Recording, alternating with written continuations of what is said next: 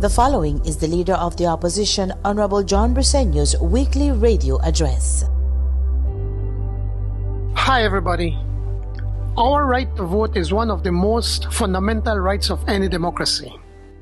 It was not always so. In fact, it was not until April 1954 when brave nationalists stood together to fight for universal adult suffrage, so that later that year, Mr. Price, Philip Golson, Lee Richardson, and 6 other local candidates would be the first elected to office under universal adult suffrage. Just imagine what it was like prior to April 1954, when only those who owned property with a very high value and who had a job that paid $300 annually, which in those days were only a few people, could vote. It meant that leaders were not elected by the people, but by the elite. It meant that democracy was not of the people. Today, because of what those nationalists did for us, we continue to have peaceful elections, something we must continue to value and maintain, which means that there is still work to be done. Last month, the Governor General signed into law the further postponement of the long overdue re-registration exercise. It's been 20 years since we last had a re-registration, even though the law states that a re-registration should occur every 10 years.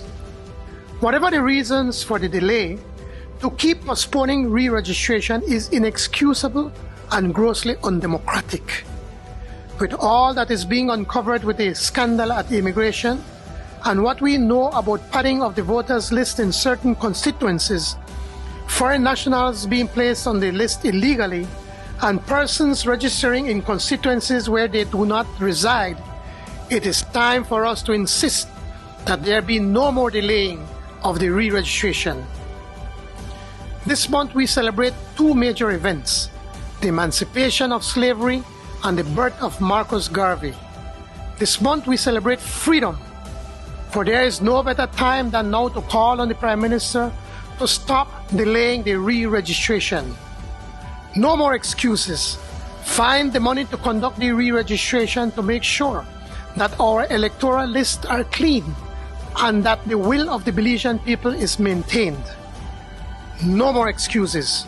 If we can spend $40 million on a basketball court, then we can find the money needed to strengthen our democracy and ensure that we conduct free and fair elections. The promise that we live in a free and democratic society is written in our Constitution, and it is up to us to be brave like Mr. Price and Mr. Golson, like George Flowers in Orange Walk, Enrique de Paz in Cayo, and Nathaniel Cacho in Stan Creek, who in 1954 stood for office and who in free and fair elections were elected by the people. So let us work to keep our democracy strong. Let's keep calling on the government to move ahead with re-registration, for it is only by upholding our strong democratic principles will we be able to build a Belize that works for everyone. Thanks, God bless, and have a great week.